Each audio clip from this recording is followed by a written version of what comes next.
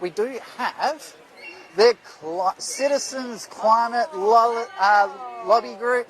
How you going there, guys? So we are streaming live. The mics are hot, so hang on, I'll jump over this side.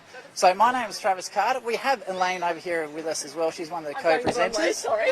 And we have Erin Essig. So we've got Aaron here from, and am I getting it correct here, the Citizens Climate Lobby. Fantastic. And we have Jeff. Thank you for the show. So this is 89.7 FM. We are streaming live to about 10 different locations across the internet at the moment, or you can listen on the radio station 89.7 FM for the Tuesday night shows. So with the Climate Lobby here, what is your goal hopeful to achieve at this fair today? Who wants to answer? Well, one of the things we would like is for people who are about to vote in the election next week to really consider what the parties that they're going to vote for, what their position is on addressing climate issues. Fantastic. So as a lobbyist group, what you do is you go and organise meetings with all the different political groups and encourage them to do the right thing for the environment. Is that correct? We have two main ways of doing that. Lobby is part of of who we are. So one of the basic things is setting up groups, cells of people that will approach their own politicians, their representatives in federal parliament or even locally, and raise the issues about what their party is doing about climate change. This is a non-partisan approach. We talk to people of all parties. We would like, because this is not a political issue, this is something that is good for the country and for the planet. Fantastic. So with a lot of lobby groups, especially what people have been saying over in the American election at that time, they think lobbyists are a bit of a legalised corruption form of things. Now, just so we're absolutely clear, do you guys receive money from any non-political groups, or are you guys totally self-funded with volunteers? We receive no money from any groups. We're funded only by donations from our own members. Fantastic. So this is one of the good lobbyist groups. They're not interested in like just buying the world and buying politicians. So they're actually doing it because they truly believe in what they're talking about. So what sort of changes would you guys like to see the politicians start implementing in WA, especially because of the state election coming up and possibly at the end of the year, the federally as well? So what would you guys like to see? Okay, one of the things particularly about WA is the only state where emissions are continuing to grow. Every other state, with the exception of the Northern Territory, emissions are coming down. And that's happening mainly because of the gas industry in Western Australia.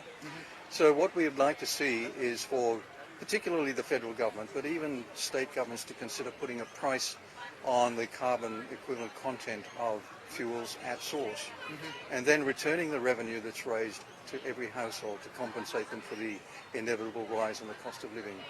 Okay, so you did talk about a cost outsource. So you're talking about sort of like similar to a carbon tax or a fee for the actual producers of the, I'm guessing, coal and other industry. Is that correct? It would be a fee that would be applied. It would be a small fee to start with, say $10 a tonne, but it should increase annually. And its purpose is to build into the business plans of the producers of those fossil fuels the cost of the damage that their product does to the world. Currently, citizens worldwide are paying the cost of the damage that their products cause to the environment. Okay, so I am going to ask a bit of a curly question here for you. So we did have a chat earlier about this one, so be prepared. There's a big push out at the moment to bring things like socialism and wealth redistribution into Australia. Is this sort of like a method to do that, or are you guys genuinely concerned about the environment? This has only one objective, and that is to have carbon content in all products priced so that it will help a transition to a lower carbon economy. That is the only objective.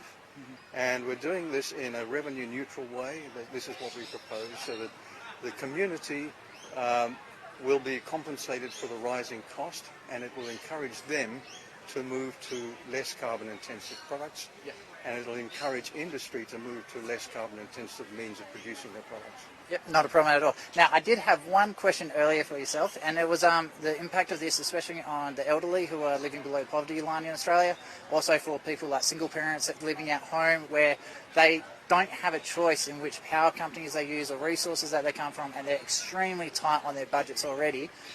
How will this impact them the most? Because a 10% increase in the power bill, I know with my family that's a massive impact. So how will this help the people who are of the low income side of things? I'll give you some really good news. The fact of the matter is that the revenue, which will be equal to everyone regardless of their status in life, it means that low economic status households will actually receive more in the dividends than the cost of living. They'll be better off. It'll only be the top 25% in the socioeconomic ladder that might be better off, and they can afford it. Okay, not a problem at all. So fantastic. So I really do hope you guys well in all of this. So the WA election is 2 weeks away. Have you got any plans to helping out actually in the pre-polling booth, or are you just sitting there hassling absolutely everyone to try and get this through? We're not supporting any particular political party. We just encourage people to consider what their party is going to do at the time before they lodge their votes. Fantastic. So thank you very much. Enjoy, have a wonderful fair, and again, these will be going up live, so if you come up onto Carter's Corner on the Facebook, you'll be able to see all the streams there. Also the YouTube channel will have it up later on today. So thanks very much for your time. We'll keep on tracking. Guys. Thank you for all your hard work as well. Thank you.